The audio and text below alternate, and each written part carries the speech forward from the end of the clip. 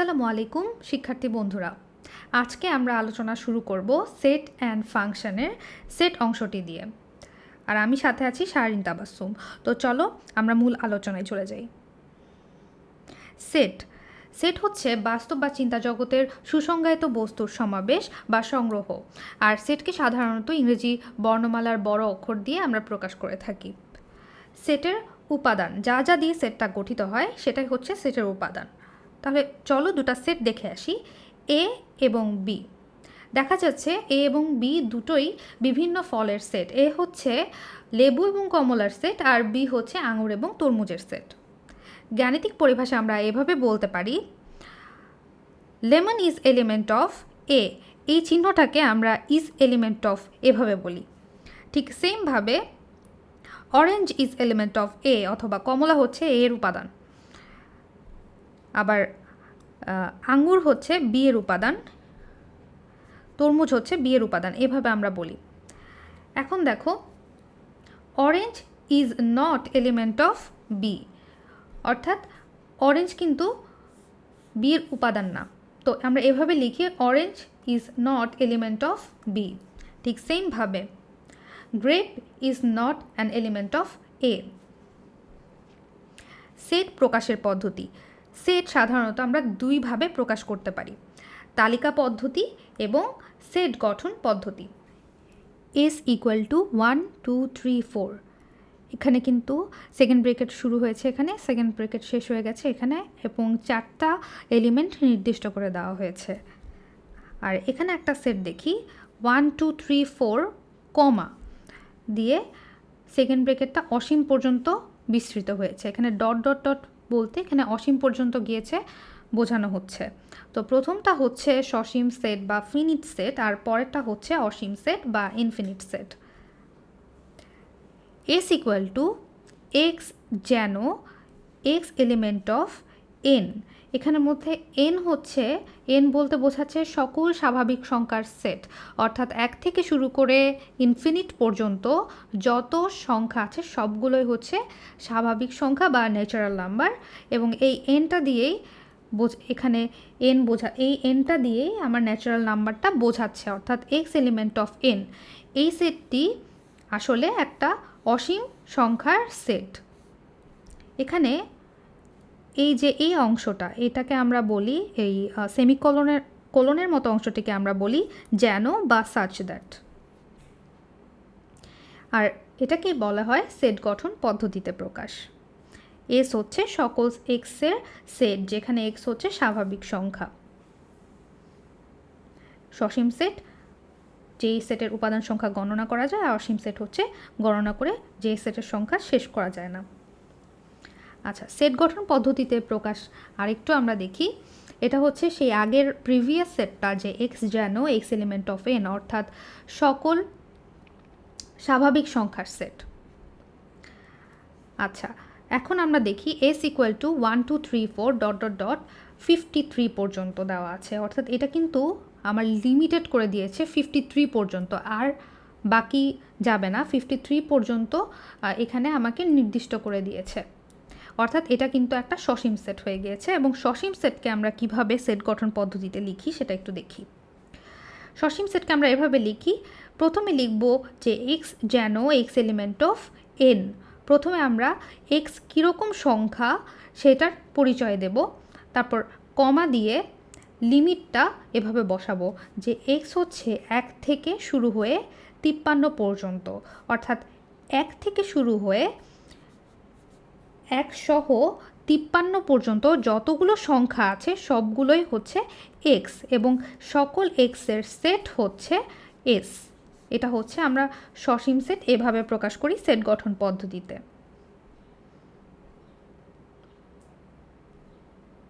আরও কিছু উদাহরণ দেখি। অসীম সেট তালিকা পদ্ধতিতে প্রকাশ করলে B equal to 2 4 6 8 dot dot dot. এটা কিন্তু একটা অসীম সেট। আর এখানে একটা খেয়াল করো, এই প্রত্যেকটা সংখ্যাই হচ্ছে কিন্তু জোড় সংখ্যা, প্রত্যেকটা সংখ্যাই জোড় সংখ্যা।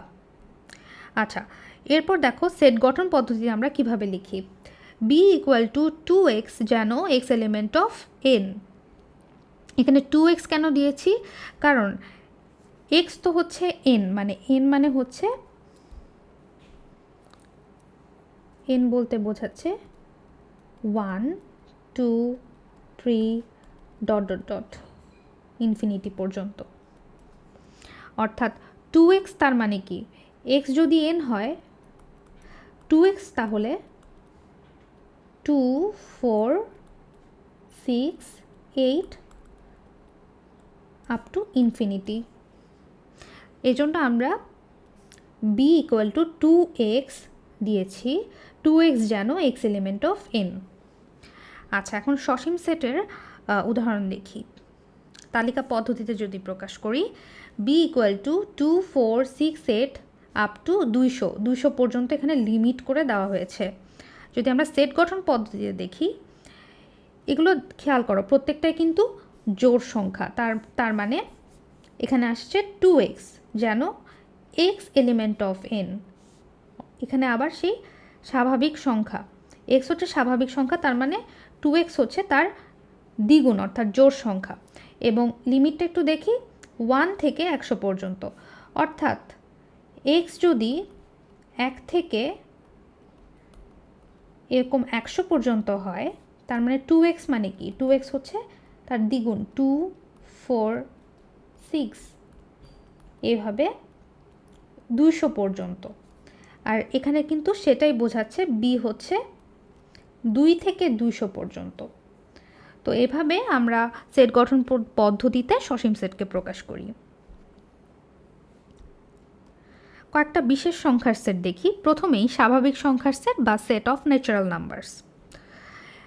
n ইকুয়াল টু 1 থেকে শুরু করে অসীম পর্যন্ত সকল ধনাত্মক সংখ্যার হচ্ছে ন্যাচারাল নাম্বার। তো ন্যাচারাল নাম্বার নিয়ে যে সেটটা, সেটাকে বলা হয় সেট অফ ন্যাচারাল নাম্বারস।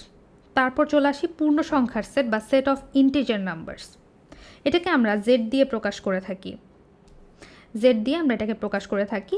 এবং শূন্য, ধনাত্মক, ঋণাত্মক সহ যত সংখ্যা আছে সবগুলোই হচ্ছে পূর্ণ সংখ্যা। এবং এই সবগুলো সংখ্যা নিয়ে যে সেটটা, সেটাকে বলা হয় পূর্ণ সংখ্যার সেট। এরপর আসি মূলদ সংখ্যার সেট বা set of rational number. Q equal to x যেন x equal to p by q. অর্থাৎ যেই সকল সংখ্যাকে পি বাই কিউ আকারে প্রকাশ করা যায়। এখানে পি হচ্ছে মূলত লব আর কিউ হচ্ছে মূলত হর। পি হচ্ছে লব আর কিউ হচ্ছে হর। অর্থাৎ যে সকল সংখ্যাকে লব বাই হর আকারে প্রকাশ করা যায়, অর্থাৎ ভগ্নাংশ হিসেবে প্রকাশ করা যায়, সেই সকল সংখ্যাকে কিন্তু মূলদ সংখ্যা বলে। আর সেই সকল সংখ্যা নিয়ে গঠিত সেটকে বলে মূলদ সংখ্যার সেট। এখানে দেখো পি হচ্ছে পূর্ণ সংখ্যা, লব অবশ্যই একটা পূর্ণ সংখ্যা হবে এবং কিউ হচ্ছে অবশ্যই ধনাত্মক পূর্ণ সংখ্যা হবে। হর কখনো ঋণাত্মক হতে পারে না। এখানে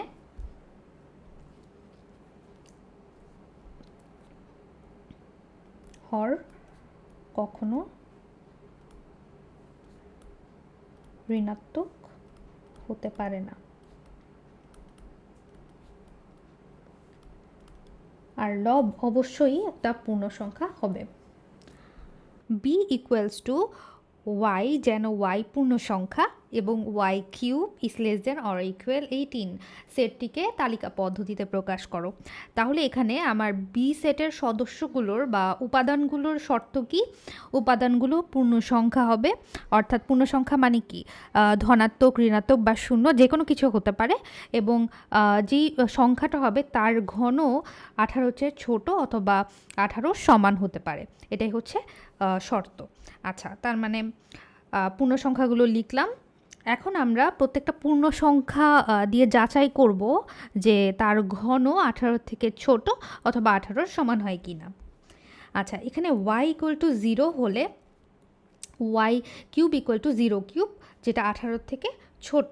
18 থেকে ছোট হলে কি হবে? শর্ত পূরণ করছে, তার মানে y ইকুয়াল টু 0 আমরা নিতে পারবো। আচ্ছা, y equal to plus minus 1 হলে y কিউব ইকুয়াল টু কী হয়? দেখো, প্লাস 1কে হোল কিউব করলে প্লাস 1 আর মাইনাস 1কে হোল কিউব করলে মাইনাস 1, যেটা 18 থেকে ছোট। দুটোই কিন্তু 18 চেয়ে ছোট, অর্থাৎ আমরা প্লাস মাইনাস 1টা নিতে পারবো। আচ্ছা, তারপর y equal to plus minus 2 হলে ওয়াই কিউব ইকুয়াল টু দেখো +2কে হোল কিউব করলে +8 আর -2কে হোল কিউব করলে -8, দুটোই কিন্তু 18 চেয়ে ছোট, অর্থাৎ আমরা ওয়াই ইকুয়াল টু +-2 এটাকেও নিতে পারছি। এরপর দেখো ওয়াই ইকুয়াল টু যদি -3 হয় তাহলে Y cube equal to -3 whole cube. -3 whole কিউবকে -3কে যদি আমি হোল কিউব করি তাহলে হয় -27। যে কোনো ঋণাত্মক সংখ্যাকে যদি আমরা ঘন করি তাহলে তার যে প্রাপ্ত মানটা হবে সেটার চিহ্ন ঋণাত্মক হবে, আর যে কোনো ঋণাত্মক সংখ্যা ধনাত্মক সংখ্যার চেয়ে কিন্তু ছোট। আচ্ছা, তার মানে এটাও আমার শর্ত পূরণ করছে। এরপর আসি ওয়াই ইকুয়াল টু যদি +3 হয় তাহলে Y cube equal to 3 whole cube অর্থাৎ 27 হয়। 27 কিন্তু আবার 18 চেয়ে বড় হয়ে যায়, তার মানে এটা আমার শর্ত পূরণ করছে না, অর্থাৎ এটাকে আমরা নিতে পারছি না। আচ্ছা, তার মানে B equal to -1 -2 -3 -4 dot dot dot, বাম দিকে ডট ডট ডট সাইন মানে হচ্ছে অসীম পর্যন্ত যত ঋণাত্মক সংখ্যা আছে সবগুলোই আমরা নিতে পারবো, কারণ যে কোনো ঋণাত্মক সংখ্যার ঘনই তোমার ঋণাত্মক হবে এবং 18 চেয়ে ছোট হবে, তাই আমরা সব ধরনের ঋণাত্মক সংখ্যা নিতে পারছি। আর শূন্যটাকেও নিতে পারবো, আগেই আমরা অ্যাপ্রুভ করছি।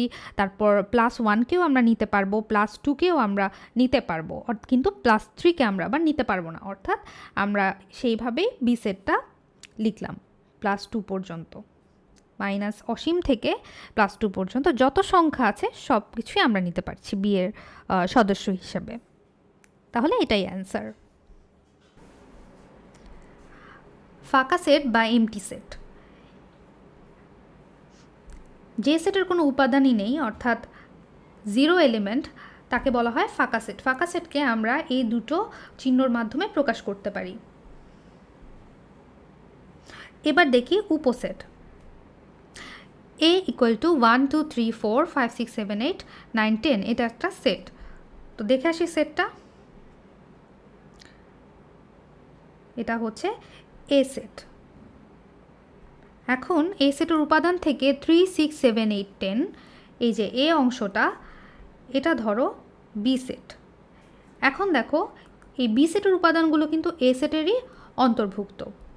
আবার 8 আর 10 এটাও কিন্তু এ সেটের অন্তর্ভুক্ত, এটা হচ্ছে সি সেট নাম দিলাম। এ সেটের উপাদান থেকে 8 10 এই উপাদানগুলো নিয়ে গঠিত সেট সি, যা এরই অন্তর্ভুক্ত। আবার কোনো উপাদান না নিয়েও কিন্তু ফাঁকা সেট গঠন করা যায়, অর্থাৎ এখানে কোনো উপাদান নেই, এটা দিয়ে আমরা ফাঁকা সেট গঠন করতেই পারি। এখানে দেখো বি সি ফাঁকা সেট প্রত্যেকেই এর উপসেট। এটা এভাবে আমরা লিখতে পারি বি উপসেট এ, সি উপসেট এ এবং ফাঁকা সেট উপসেট এ। প্রত্যেকটা সেটই আবার নিজের উপসেট, অর্থাৎ এও কিন্তু এই সেটটির উপসেট। এখানে উপসেটের চিহ্নটা দেখো, উপসেটের চিহ্নটা মনে রাখতে হবে এভাবে। আচ্ছা, এখানে একটা থালার মধ্যে 3টা উপাদান আছে, এই থালাটাকে আমরা একটা সেট হিসেবে চিন্তা করি, আর এই 3টে উপাদান হচ্ছে এ বি সি। তো এগুলোর উপসেটগুলো আমরা দেখব। প্রথমে সিঙ্গেল উপাদানগুলো আসবে একটা একটা করে, এ বি সি। এরপর দুটো দুটো করে উপাদান আসবে পরস্পর বিন্যস্ত হয়ে, এ বি বিসি এসি। আচ্ছা, এবার আসবে 3টা উপাদান হয়ে, এবিসি। এরা অন্যভাবে আর বিন্যস্ত হতে পারে না, 3টা উপাদান এভাবেই একবার আসবে। তারপর আসে ফাঁকা সেট।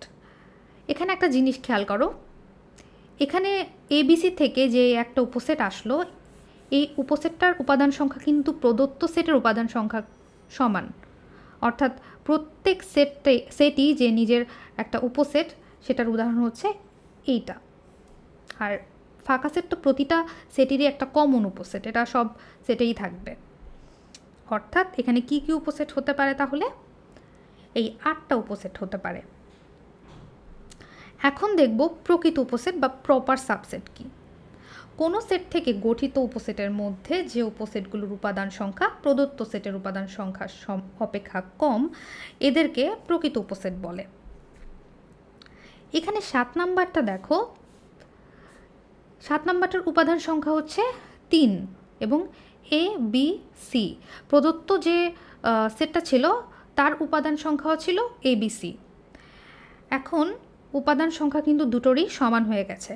প্রদত্ত সেটের উপাদান সংখ্যা আর উপসেটের উপাদান সংখ্যা সমান হয়ে গেছে, অর্থাৎ এইটা আমরা প্রকৃত উপসেট বলতে পারবো না। প্রকৃত উপসেট হতে গেলে মূল প্রদত্ত সেট থেকে উপসেটের উপাদান সংখ্যা ছোট হতে হবে। এ ইকুয়াল টু এবিসি সেটের মোট 8টা উপসেট আছে এবং 7টা প্রকৃত উপসেট আছে। 7 নংটি উপসেট হলেও প্রকৃত উপসেট নয়, যেহেতু উপসেটটির উপাদান সংখ্যা সেটটির সমান।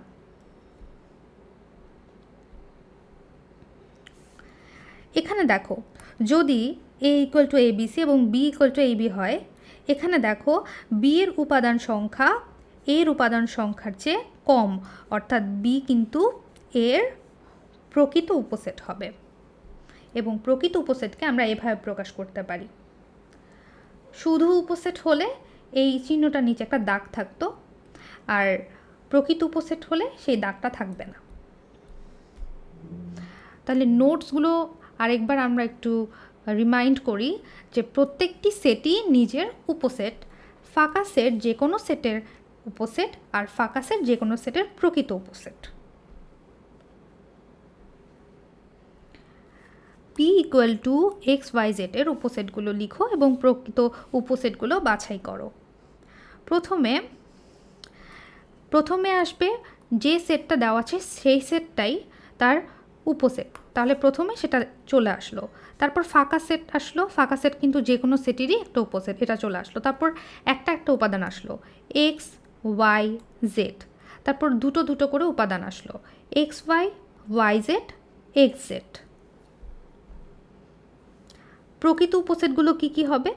প্রকৃত উপসেটগুলো এইটা ছাড়া বাকি সবগুলোই হবে। এটা কেন হচ্ছে না? কারণ হচ্ছে এইটার উপাদান সংখ্যা, এই উপসেটটির উপাদান সংখ্যা প্রদত্ত সেটটির উপাদান সংখ্যার সমান, তার মানে এটা বাদ যাবে প্রকৃত উপসেট হিসেবে। কোনো সেটের উপাদান সংখ্যা n হলে ওই সেটের উপসেটের সংখ্যা 2n এবং প্রকৃত উপসেটের সংখ্যা 2n-1। এই জিনিসটা আমি যদি একটু লিখে বুঝাই, যেমন এখানে উপাদান সংখ্যা n ইকুয়াল টু কত? এখানে n ইকুয়াল টু হচ্ছে 3, তাহলে 2n মানে কত হবে? 2³ মানে 8, অর্থাৎ উপসেটের সংখ্যা তাহলে কত? 1 2 3 4 5 6 7 8, তার মানে কারেক্ট 2n এর সমান। আবার প্রকৃত উপসেটের সংখ্যা 2n-1, অর্থাৎ 8 - 1 ইকুয়াল টু 7, অর্থাৎ প্রকৃত উপসেট সংখ্যা হবে 7। একটু দেখি, 1 2 3 4 5 6 7,